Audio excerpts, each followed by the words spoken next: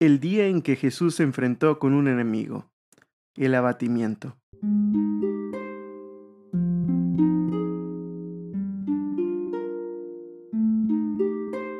La noche en que Jesús fue traicionado, él libró algunas profundas batallas espirituales. Lo que sucedió esa noche en vísperas de nuestra redención eterna fue una terrible guerra espiritual.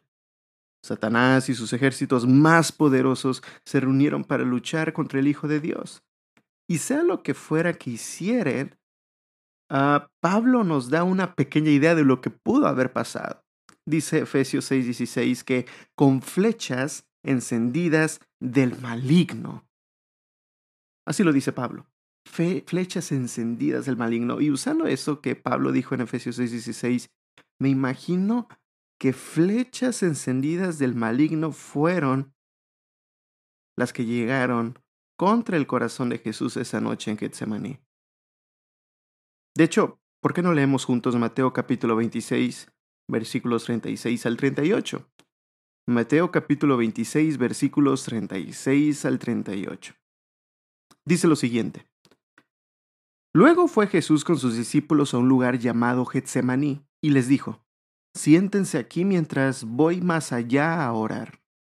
Se llevó a Pedro y a los dos hijos de Zebedeo y comenzó a sentirse triste y angustiado. Es tal la angustia que me invade que me siento morir, les dijo.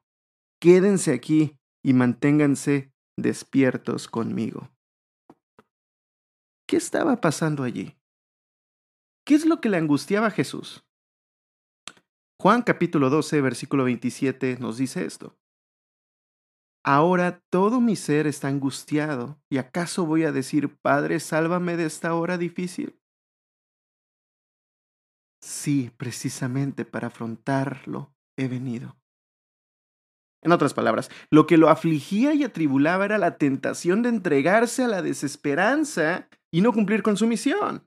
Las flechas encendidas del maligno que venían contra él eran pensamientos tales como no vale la pena, no resultará, o tal vez simplemente un conjunto de distracciones horrendas. El efecto de estos asaltos tuvieron sobre Jesús un tremendo trastorno emocional. Quería producir en Jesús era un espíritu de abatimiento, un espíritu que lo hundiera sin oponer resistencia en la resignación y lo impulsara a no cumplir lo que el Padre le había encomendado o mandado hacer. Ahora pensemos esto por un minuto. Según Hebreos capítulo 4, versículo 15 y 2 de Corintios 5:21, Jesús nunca pecó. Eso quiere decir que el conflicto emocional por el que estaba atravesando esa noche era una respuesta apropiada y precisa a la prueba extraordinaria por la que estaba pasando. El pensamiento diabólico de que el Calvario sería un agujero negro sin sentido era tan horrendo que debe haber hecho temblar el alma de Cristo. Y esa es la primera onda expansiva que produce la explosión del abatimiento. Pero no es pecado, no todavía. Pero aquí sucede algo sorprendente. El Evangelio de Juan dice que Jesús se angustiaba, Juan 12:27 y 13:21. Y las primeras oleadas de abatimiento interrumpieron la tranquilidad de su alma. Pero ese mismo Evangelio también señala que los discípulos no deben perturbarse. En Juan 14:1 Jesús dice, no se angustien, y allí utiliza las mismas palabras que los pasajes 12:27 y 13:21 que te mencioné hace un momento. Él también decía, confíen en Dios y confíen también en mí. Y Juan 14:27 Jesús dice, la paz les dejo, mi paz les doy. Yo no la doy como el mundo las da. No se turben, no se angustien y no tengan miedo. En ambos casos, Jesús está tratando con el peligro del abatimiento. Los discípulos comenzaban a sentirse descorazonados y sin esperanzas porque su líder y amigo se iba. Las cosas, en lugar de ponerse más brillantes, estaban volviéndose más negras. En ambos casos, él les dijo, no se angustien ni se abatan de esa manera. Ahora, ¿es esto una contradicción? Cuando Satanás exhibe frente a Jesús y sus discípulos el pensamiento de que su futuro no tiene esperanza, ¿está bien que Jesús se sienta abatido, pero no los discípulos? No pienso que hay una contradicción. Así es como encaja lo uno con lo otro.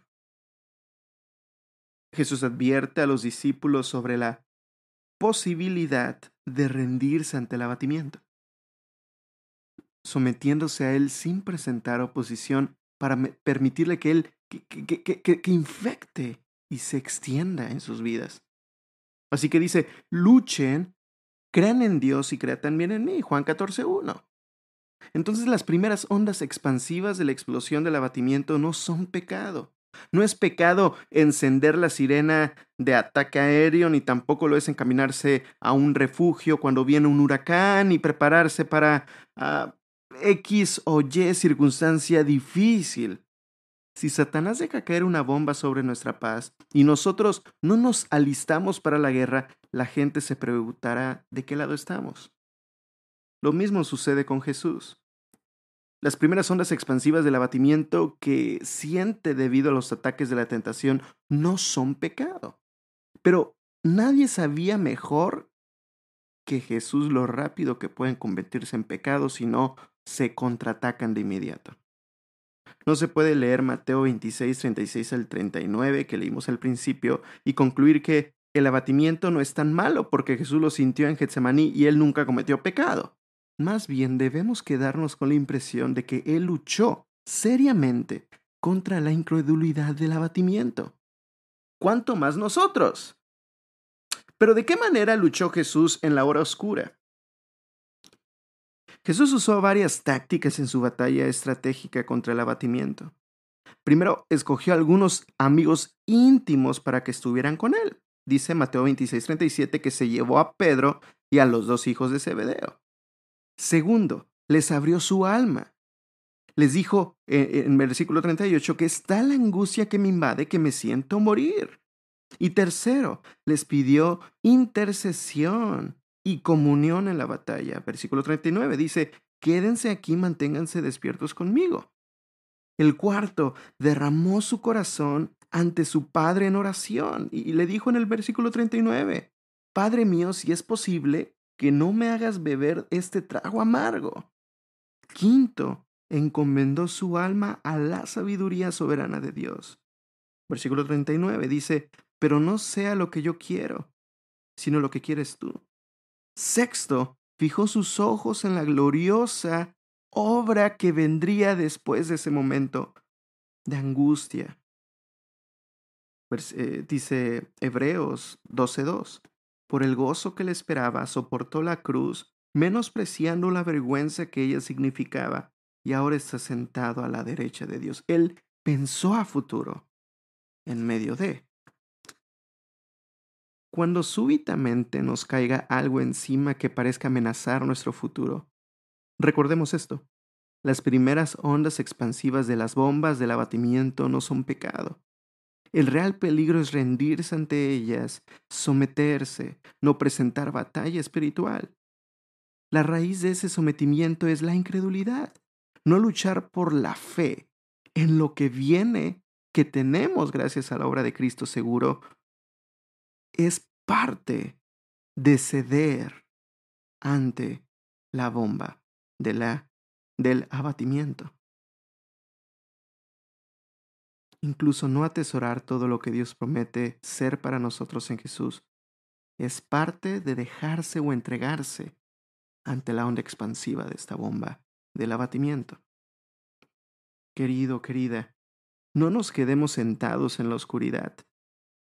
Prediquémonos a nosotros mismos que, al igual que el apóstol Pablo en 2 Corintios 4:8 que dijo, atribulados en todo, pero no abatidos, perplejos, pero no desesperados. Así como él tenía su mirada puesta en Cristo. David descubrió en la oscuridad que en Salmo 35 dice lo siguiente, solo un instante dura su enojo, pero toda una vida su bondad. Si por la noche hay llanto, por la mañana hay gritos de alegría. Así como él, proclamémonos a nosotros mismos lo que David aprendió. a partir de su batalla con la desesperación, que incluso cuando él dice con desesperanza en el Salmo 139, 11 al 12, lo siguiente: que me oculten tinieblas, que la luz se haga noche en torno mío. No obstante, hay una verdad mayor que él mismo se predica. Ni las tinieblas serán oscuras para ti, ni aun la noche será clara como día, y aún la noche será clara como el día. Lo mismo son para ti las tinieblas que la luz. Querido, querida amiga, la lección final de Getsemaní y del Calvario y de aún de los Salmos es que todas las cuevas oscuras del abatimiento son realmente túneles que conducen a campos de gozo. Pero para los que no se quedan sentados en la oscuridad ni apagan la vela de la fe en la obra de Cristo y en la esperanza futura que por Él tenemos. Que el Señor te bendiga. Recuerda que queremos estar orando por ti. Si deseas mandarnos un mensaje y compartirnos cómo Dios está hablando y trabajando en tu vida, puedes hacerlo a través de nuestro WhatsApp, que es el 812-910-5142. Nosotros somos Ciudad Esperanza, donde es nuestro deseo conocer, amar y proclamar la gloria de Dios. Que el Señor te bendiga.